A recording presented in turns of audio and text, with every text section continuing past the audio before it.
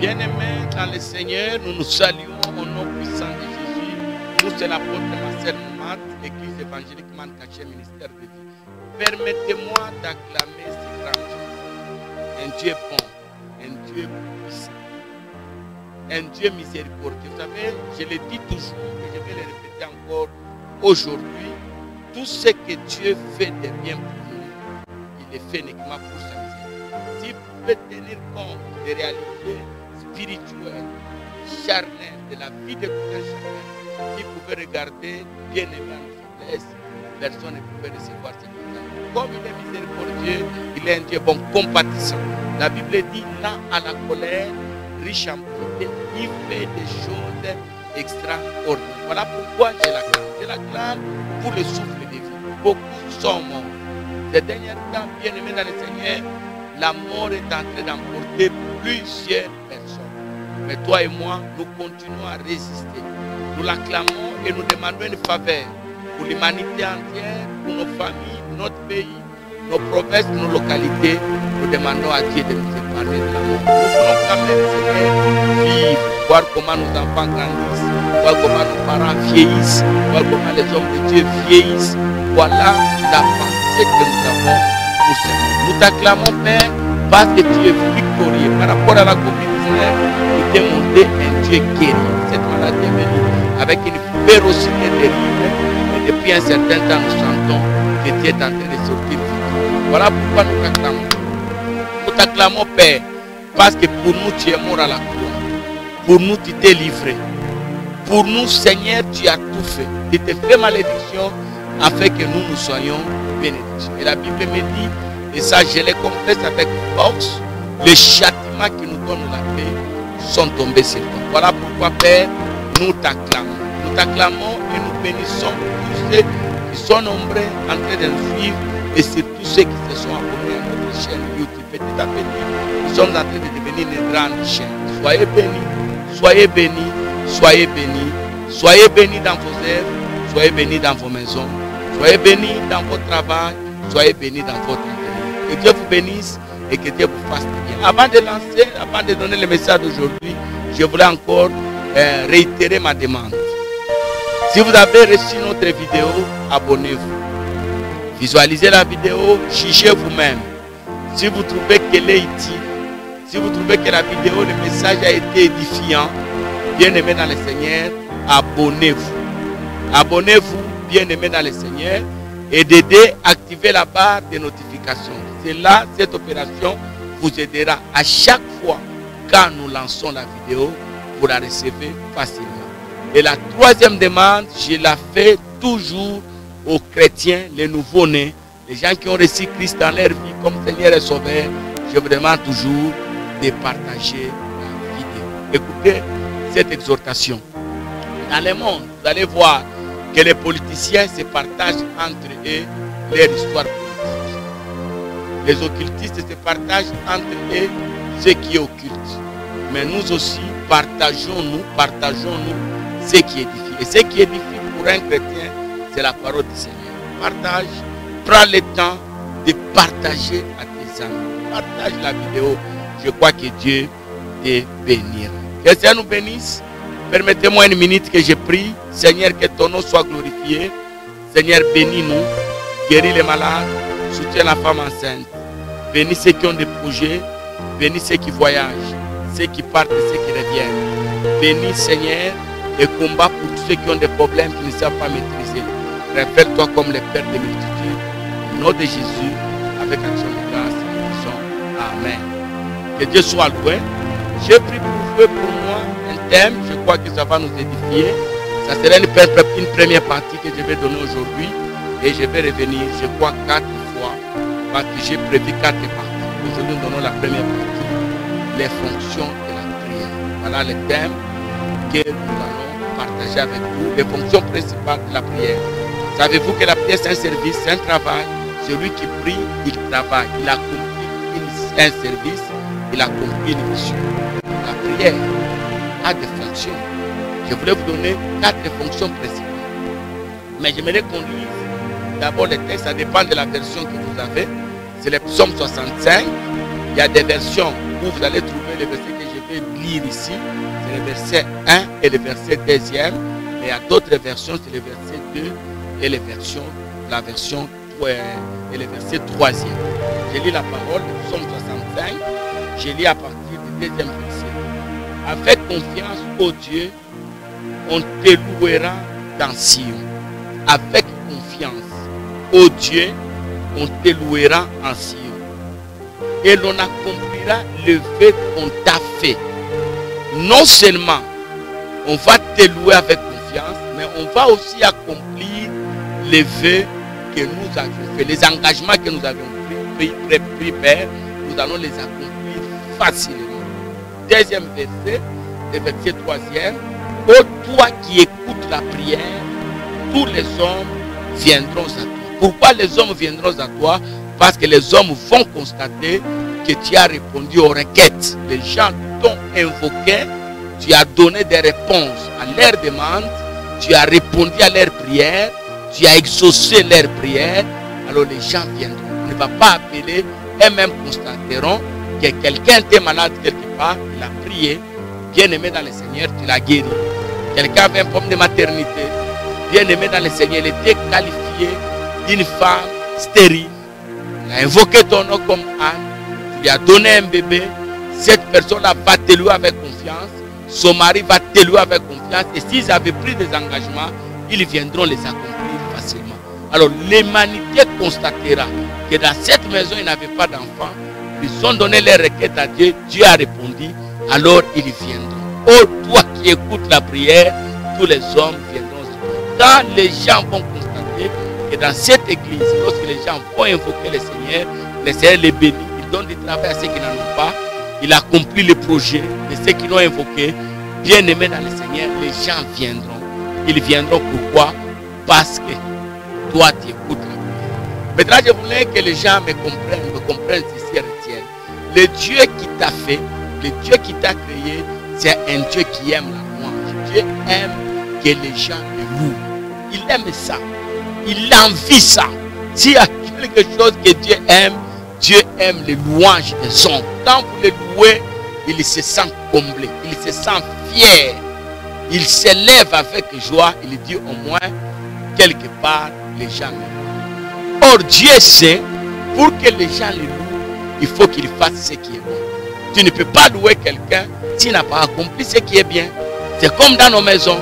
Un homme qui ne fait rien, il ne mérite pas les louanges de ses enfants et de sa femme. Une femme qui ne fait rien faire, ne sait rien faire de bon, il ne mérite pas les louanges de son mari et de ses enfants. Et au travail, là où vous êtes embauché. Si vous ne faites pas ce qui est bon, vous êtes inutile, bon à rien. Vous ne méritez pas les louanges de votre chef. Mais si vous accomplissez très bien les tâches qu'on vous confie, je vous dis bien aimé dans le Seigneur, votre chef va vous. Vous avez une bonne à la maison.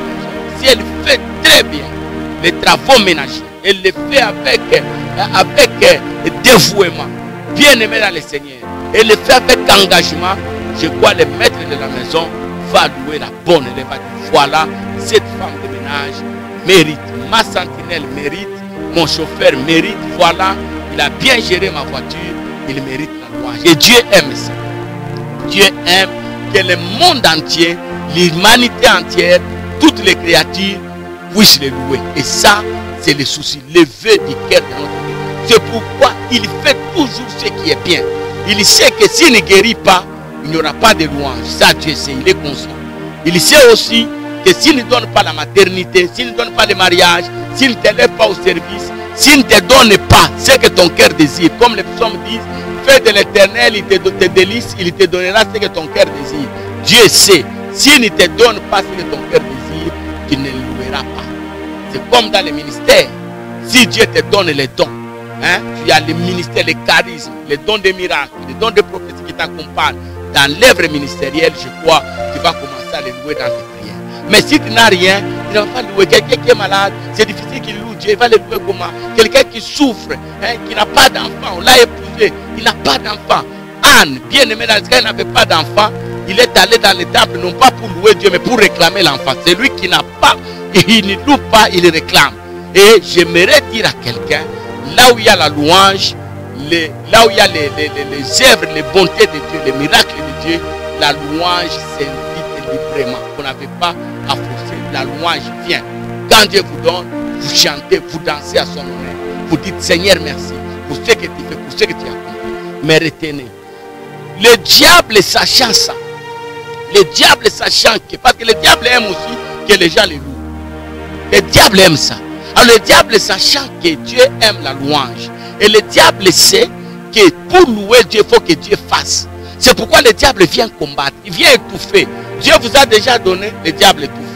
Dieu vous a donné la maternité, le diable combat ça. Dieu vous a donné le mari, le diable combat ça. Dieu vous a donné le travail, le diable combat. Il combat pour vous empêcher à en avoir. Il sait que le jour que ça tombera dans vos mains, vous allez le louer. Lorsqu'Israël a été libéré de la mer Rouge, de l'Égypte, quand il est arrivé devant la mer Rouge, Exode 14, lorsque Dieu a déchiré la mer Rouge, Israël a cessé de murmurer. Qu'est-ce qu'il a fait? Il a commencé à louer Dieu. Quand Dieu va te donner ce que ton cœur désire, tu seras si bien aimé dans le Seigneur, tu vas le louer. C'est pourquoi le diable ne te donnera jamais le temps de recevoir ce que Dieu te donne. Il va compliquer la situation. La Bible dit qu'il ne vient que pour détruire. Quand Dieu donne le travail, le diable vient détruire. Quand Dieu donne les enfants, le diable vient détruire. Quand Dieu donne la paix, la joie, le diable vient détruire. Parce qu'il sait que si tu as ces choses-là, tu ne feras que louer Dieu au milieu des journées, toutes tes nuits, toutes tes matinées. Ça sera des journées où tu ne feras que louer Dieu. Tu le glorifieras pour ce qu'il est en train de faire. C'est pourquoi le diable ne veut pas que Dieu te donne. Quand Dieu te donne, il s'élève pour venir te combattre. Alors, quelle est la première fonction de la prière? Vous voulez recevoir tout ce que Dieu vous donne. Vous voulez exceller dans ce que vous faites. Vous voulez aller loin par rapport à vous-même, par rapport au don de Dieu, aux grâces de Dieu. Première fonction de la prière, il faut toujours détruire les œuvres de Dieu. La première fonction de la prière, c'est une fonction destructive. La prière, c'est une bombe qui détruit les œuvres du diable. Et Jésus lui-même dit, le Fils de l'homme parut pour détruire les œuvres du diable. Maintenant que vous êtes chrétien, comprenez que tout ce dont vous avez besoin, Dieu vous a déjà donné. Mais c'est le diable qui manigance, c'est le diable qui combat, c'est le diable qui vous met en retard. C'est le diable qui amène des difficultés même dans nos maisons pour nous empêcher. Vous savez, quand dans la maison, il n'y a pas la paix. Quand l'homme et la femme, il n'y a pas la paix, il n'y a pas la joie. Les gens ne vont pas louer Dieu. Les gens vont commencer à murmurer, à se quereller. Le diable aime ça. Le diable aime nous mettre dans des conflits inutiles. Lorsque les choses ne marchent pas, même dans une équipe de foot, lorsque les gens ne gagnent pas, il n'y a que des réunions, il n'y a que des conflits, il n'y a que des guerres, il n'y a que des renvois. Mais lorsque les choses commencent à aller, tout le monde se lève pour chanter des cantiques, jubiler la gloire de Dieu. Alors qu'est-ce qu'il faut faire si vous voulez vraiment bénéficier des grâces de Dieu, avoir tout l'exaucement de vos prières? Le Dieu a déjà exaucé et vous voulez que ça tombe dans vos mains. Qu'est-ce qu'il faut faire? Il faut vous lever dans la prière, détruire les œuvres du diable. Les œuvres du diable sont très nombreuses dans nos familles. Les œuvres du diable, là où nous travaillons, les œuvres du diable, leur mission de ces œuvres-là, c'est nous compliquer, nous empêcher d'aller de l'avant. Le diable sait que s'il y a la joie dans votre vie, vous allez louer Dieu. Mais s'il n'y a pas la joie, vous n'allez pas louer. Il sait ça. Le diable sait que si dans votre maison il y a la paix, hein, si tout va bien avec votre mari, ça sera des cantiques de louange, des cantiques de joie. Alors qu'est-ce qu'il faut faire? Il faut que je complique. Alors pour les vaincre, retenez ça, levez-vous dans la prière. La prière, c'est une arme efficace, une bombe qui détruit tout ce que le diable prépare contre nos vies. Retenez ça, bien aimé dans le Seigneur. La première fonction de la prière, c'est une fonction qui détruit les œuvres du diable. Levez-vous dans la prière, détruisez les œuvres du diable dans votre maison, détruisez les œuvres du diable dans votre vie personnelle, détruisez les œuvres du diable même à l'église. Même à l'église, là on prêche le Seigneur, le diable s'arrange pour amener ses œuvres, pour amener des problèmes. Vous allez voir, des églises, il y a des problèmes, les pasteurs malades, les fidèles malades, les gens meurent en cascade. Tout ça, c'est pour empêcher que l'église loue Dieu. Le diable aime que les gens soient tristes. Vous savez, quand vous êtes triste, qu'est-ce que vous allez dire? Tout ça, c'est le diable. Tout ça, c'est le diable. Le fait de les citer trop, c'est la louange. Vous êtes en train de faire à son honneur sans le savoir. C'est comme si lui, il devient fort. C'est comme si c'est lui qui bloque. C'est comme si c'est lui qui ne donne pas. C'est comme si c'est lui qui ne fait rien. Bien aimé dans le Seigneur. C'est pourquoi le diable, c'est ça. Il vous bloque, il vous complique pour que vous puissiez les citer trop dans vos bouches. Alors, qu'est-ce qu'il faut faire? Levez-vous dans la prière. Je vous dis, il y aura de grandes choses qui vont arriver dans vous. Écoutez l'exemple de Anne. Anne n'avait pas d'enfant, il n'était pas stérile. Le diable avait bloqué cette histoire-là. Diable, Anne a compris, je dois avoir mon enfant dans la présence de Dieu. Il est allé dans la présence de Dieu, Dieu lui a donné l'enfant et il a glorifié le Seigneur. Bien-aimés dans le Seigneur, les exemples sont légion, très légion. Où nous voyons les gens bien-aimés dans le Seigneur, même les boitins qui étaient à la porte du temple appelé la Belle. Nous sommes dans Actes des Apôtres. Le jour que Jean et Pierre ont accompli les miracles sur sa vie, la Bible dit qu'il a pris son lit, il a commencé à louer Dieu. Quand les miracles arrivent, je vous dis, vous louez Dieu. Et le miracle arrive quand? Le miracle ne peut arriver que lorsque vous avez pris conscience de détruire les œuvres de Dieu. Ne permettez pas que les œuvres de Dieu grandissent dans votre vie. Ne permettez pas que les œuvres du diable plutôt, les œuvres du diable grandissent dans votre communauté. Ne permettez pas, parce que la mission du diable, c'est bloquer l'amour de Dieu, la bonté de Dieu, les merveilles de Dieu dans la vie des chrétiens. Alors levez-vous dans la prière, détruisez. Quand le diable sème, vous, qu'est-ce que vous devez faire? Vous devez détruire. Écoutez ce verset de la Bible que j'aime bien.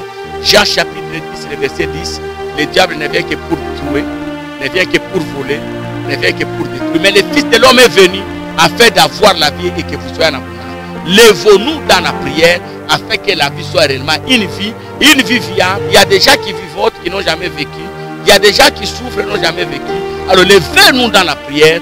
Vous allez voir que Dieu est capable de vous rendre de grandes choses, de grandes merveilles dans votre vie et vous ne cesserez jamais de les témoigner. Apôtre Marcel Moumat, Église évangélique Mankaché, ministère de vie, émission à l'heure du salut. Abonnez-vous sur notre chaîne YouTube, activez la barre de notification et n'oubliez pas de partager la vidéo. Que la paix et la joie de Dieu se manifestent dans votre vie et dans vos maisons. Au nom de Jésus, avec action de grâce, nous disons Amen.